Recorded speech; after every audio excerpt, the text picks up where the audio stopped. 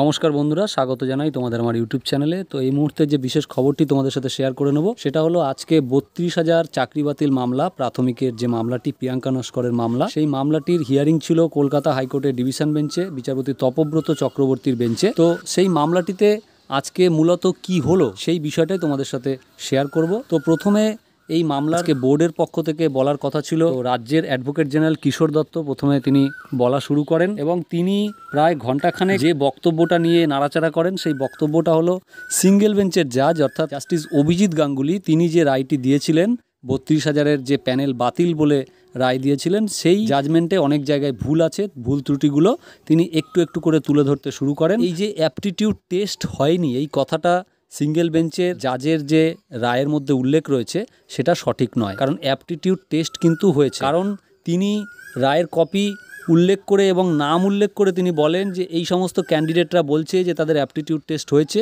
এবং এই সমস্ত ক্যান্ডিডেটরা বলছে যে তাদের অ্যাপটিটিউড টেস্ট হয়নি। ফলত এখানে কিন্তু অ্যাপটিটিউড টেস্ট হয়নি এটা কিন্তু জাজমেন্টে লেখা যায় না, কিন্তু সিঙ্গেল বেঞ্চের যে রায় রয়েছে সেখানে লেখা রয়েছে যে অ্যাপটিটিউড টেস্ট হয়নি। এবং তার মধ্যেও তিনি আরেকটি অভিযোগ তুলে ধরেন, সেটা হচ্ছে যে যারা এই মামলাটা করেছে, যে সমস্ত অযোগ্য প্রার্থী বোর্ডের মতে যারা গিয়ে এই চাকরিতে যোগদান করতে পারেনি সেই সমস্ত ক্যান্ডিডেটরাই মামলা করেছে এবং তাদের কাছ থেকেই জানতে চাওয়া হয়েছে যে অ্যাপটিটিউড টেস্ট হয়েছে কি হয়নি। তো এই বিষয়টা কিন্তু আইনত যে 165 এভিডেন্স অ্যাক্ট রয়েছে সেই এভিডেন্স অ্যাক্ট অনুযায়ী কিন্তু এটা জাস্টিফাইড নয়, অর্থাৎ যারা অভিযোগ করছে তাদের কাছ থেকেই অভিযোগের সত্যতা যাচাই করা এটা কিন্তু কতটা জাস্টিফাইড। তো এই বিষয়টাও তিনি তুলে ধরেন এবং তিনি বলেন যে বিচারপতি অভিজিৎ গাঙ্গুলি তিনি গিয়ে বেশ কিছু ইন্টারভিউয়ার তাদেরকে এজলাসে ডাকেন এবং তাদের কাছ থেকেও মতামত নেন যে আসলে অ্যাপটিটিউড টেস্টটি হয়েছে কি হয়নি। তো সেক্ষেত্রে সেই সমস্ত যারা ইন্টারভিউয়ার তারা অনেকে বলেন যে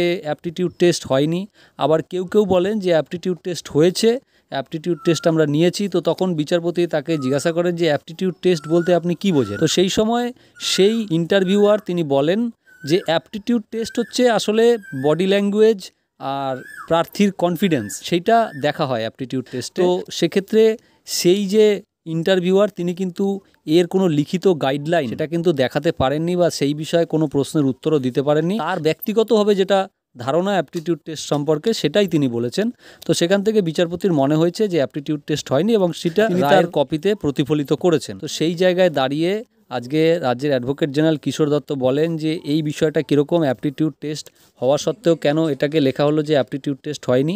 যদিও অনেকে দাবি করছে যে অ্যাপটিটিউড টেস্ট হয়নি, কিন্তু তারা সমস্ত চাকরি পায়নি এরকম ক্যান্ডিডেট বা অভিযোগকারী। তো তখন এই বিষয়টাকেই তিনি প্রতিষ্ঠিত করতে চাইলেন যে আসলে অ্যাপটিটিউড টেস্ট হয়েছে, সেটা হতে পারে কিছু গণ্ডগোল হয়ে থাকতে পারে, কিন্তু অ্যাপটিটিউড টেস্ট নেওয়া হয়নি এটা ঠিক নয়। তো এই বিষয়গুলো বলেন এবং তিনি বলেন যে প্রিয়াঙ্কা নস্কর মামলার ক্ষেত্রে জাস্টিস অভিজিৎ গাঙ্গুলি যে অ্যালিগেশনগুলো অভিযোগকারীরা এনেছিল সেই অ্যালিগেশনের বাইরেও এই মামলা খতিয়ে দেখার জন্য কিন্তু তিনি অনেক দূর পর্যন্ত তিনি জিজ্ঞাসাবাদ করেন বা ইনভেস্টিগেশন করেন এক প্রকার। তো একটা সময় বিচারপতি তিনি জিজ্ঞাসা করেন যে আসলে আপনার আর্গুমেন্টের মূল বিষয়টা কি, আপনি কি বলতে চান। তো তখন অ্যাডভোকেট জেনারেল কিশোর দত্ত তিনি বলেন যে আমার আর্গুমেন্ট আসলে এই সিঙ্গেল বেঞ্চের রায়টাকে নিয়ে, কারণ এই রায়টা আমরা মনে করছি যে সঠিক নয়, তাই এই রায়ের যে পয়েন্টগুলো আমাদের মনে হচ্ছে যে ভুল আছে সেইগুলো আমরা তুলে ধরতে চাই। তো সেক্ষেত্রে বিচারপতিরা তার বক্তব্য শোনেন এবং তারপরে অ্যাডভোকেট জেনারেল কিশোর দত্ত বলেন যে আমার আরও কিছু এভিডেন্স জমা করার আছে, আরও কিছু তথ্য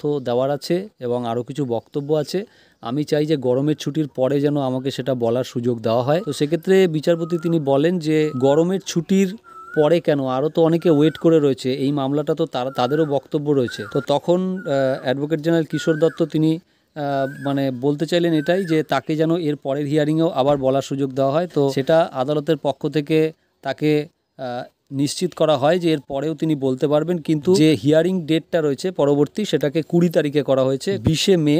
সেই 20 তারিখ থেকে এই মামলাটির কিন্তু টানা শুনানি চলবে এবং 20 তারিখে রাজ্যের পক্ষ থেকে অ্যাডভোকেট জেনারেল বললেও তারপরে কিন্তু যে সমস্ত ক্যান্ডিডেটদের সিঙ্গেল বেঞ্চের রায়ে চাকরি চলে গিয়েছিল সেই সমস্ত ক্যান্ডিডেটরা বলবেন, অর্থাৎ যারা এফেক্টেড হয়েছেন, এবং তারপরে বলবেন এই প্রিয়াঙ্কা নস্কর মামলায় যারা মূল মামলাকারী, অর্থাৎ যারা নিজেদেরকে যোগ্য বঞ্চিত মনে করছেন সেই সমস্ত ক্যান্ডিডেটরা। তো আজকে প্রাথমিকভাবে রাজ্যের পক্ষ থেকে কিশোর দত্ত যা বললেন তাতে কিন্তু তিনি এটা প্রমাণ করতে পারলেন না যে এই মামলায় কোনো রকম দুর্নীতি হয়নি। ইভেন একটা সময় আদালতও কিন্তু বলে উঠলো এই কথাটা যে আপনাদের এই যে মামলাটার হিয়ারিং আজকে চলছে এই মামলাটায় কিন্তু একটা স্ক্যাম হয়েছে। তো সেই সময় কিশোর দত্ত যেটা ধামাচাপা দিতে চাইলেন যে হ্যাঁ, স্ক্যাম যদি হয়েও থাকে সেই জিনিসটা কিন্তু সেভাবে প্রমাণিত নয়, কারণ সিবিআই যে ডেটাগুলো দিয়েছে সেখানেও কিন্তু সেইভাবে স্পষ্টভাবে কোনো কিছু উল্লেখিত নেই। তো যাই হোক, বিষয়টা নিয়ে আগামী দিনে আরও বড় আর্গুমেন্ট নিশ্চয়ই হবে এবং এটা তখনই এই মামলাটা আরও জোরালো হবে যখন কিনা বঞ্চিত চাকরি প্রার্থীরা বলার সুযোগ পাবে। এই মামলা চলাকালীন বিচারপতি একসময় জানতে চান যে এই মামলায় কারা কারা পিটিশনার রয়েছে এবং সেই পিটিশনারদের সংখ্যা কত। তো সেই বিষয়ে ফিরদৌস শামীম সাহেব তিনি কিছু তথ্য তুলে ধরেন এবং একদম মামলার শেষের দিকে গিয়ে দেখা যায় বিচারপতি জিজ্ঞাসা করেন যে স্পেশালি এই প্রিয়াঙ্কা নস্কর মামলায় কতজন পিটিশনার রয়েছেন এবং তাদের কি বক্তব্য, সেই পিটিশনারদের যেন এই মামলার হিয়ারিংয়ের সাথে অ্যাড করে নেওয়া হয়। তো এখানে বোঝাই যাচ্ছে যে যারা প্রিয়াঙ্কা নস্কর মামলায় ক্যান ফাইল করে অ্যাড হয়েছেন এবং রিসেন্ট সময়েও অনেকে হয়েছে, দেখা যাচ্ছে সর্বশেষ দেখেছিলাম প্রায় ৬২টা মতো ক্যান হয়েছে এই মামলায়। যদিও তার মধ্যে সবগুলোই প্রিয়াঙ্কা নস্করের ম্যাটার নয়, তবুও প্রিয়াঙ্কা নস্করের ম্যাটার আই থিঙ্ক 30 থেকে 32টা তো হবেই, তার বেশিও হতে পারে। তো তাদের জন্য কিন্তু একটা সুখবর আসতে পারে। বিচারপতির এটা কিন্তু একটা ইঙ্গিতপূর্ণ মন্তব্য এবং তিনি এটাও বলেন যে এই সমস্ত যারা নতুন ক্যান করে এই প্রিয়াঙ্কা নস্কর মামলায় অ্যাড হয়েছে তাদেরকে কিন্তু আলাদাভাবে তিনি শুনবেন বা তাদের শোনার জন্য তিনি সময় দেবেন। তো এই বিষয়টা কিন্তু একটা আশা জাগায় মনে যারা প্রিয়াঙ্কা নস্কর মামলায় অ্যাড হয়েছে। আমি আগেও বলেছিলাম এই মামলার গতি প্রকৃতি কিন্তু 2009 সালের যে প্রাইমারির যে ব্যাপারটা হয়েছিল তোমরা সকলেই জানো, অনেকটা সেই দিকে যাচ্ছে, কিন্তু আগামী দিনে কি হবে সেটা এখনো নিশ্চিত নয়। তবে এখনো পর্যন্ত যা ধারণা হচ্ছে মামলার গতি প্রকৃতি দেখে যে সেই দিকেই কিন্তু যাচ্ছে। এখন আগামী দিনে হয়তো আর্গুমেন্ট হলে বিষয়টা অন্যরকমও হতে পারে। সম্পূর্ণ প্যানেল বাতিল হলে আমার মনে হয় কারোরই লাভ নেই। তার চেয়ে ভালো যারা চাকরি পায়নি বা যারা যোগ্য বঞ্চিত তাদের যদি অ্যাকোমোডেট করে নেওয়া হয়, অন্তত তারা এতদিন বঞ্চিত থাকলেও এখন থেকে হয়তো জয়েনিং করতে পারবে। কিন্তু পুরো প্যানেলটা বাতিল করে আবার নতুন করে যদি নিয়োগ করা হয় সেক্ষেত্রে কিন্তু এই এসএসসির মধ্যে একটা লেন্দি প্রসেস হবে। তোমরা জানো এসএসসি 26,000 বাতিলেও কিন্তু যে 31শে মে সময় বেঁধে দেওয়া হয়েছিল আদালতের পক্ষ থেকে, সেই সময়ের মধ্যে তারা নোটিফিকেশান দিতে পারবে না বলে মোটামুটি তারা বুঝে গেছে এবং তারা এই বিষয়টা নিয়ে কিন্তু তারা আদালতে আপিলও করতে চলেছে। এটা একটা পেপারে আমি দেখছিলাম আজকে। তো বিষয়টা সেই রকমই, এই বিষয়টাকে আরও লেন্দি করা হবে, আদালতের নির্দেশকে বারে বারে অমান্য করা হবে, নানা রকম অজুহাত খাড়া করা হবে। যারা প্রকৃত যোগ্য তাদের কিন্তু জয়েনিংয়ে আরও দেরি হবে। ফলে যারা প্রিয়াঙ্কা নস্কর মামলায় ক্যান করেছো তারা কিছুটা আশাবাদী থাকতেই পারো। তো এখনকার জন্য এটুকুই রইল ভিডিওটি বন্ধুরা। পরবর্তীকালে এই বিষয়ে অন্যান্য আপডেট নিয়ে তোমাদের সাথে দেখা হবে। সবাই ভালো থাকবে, ধন্যবাদ।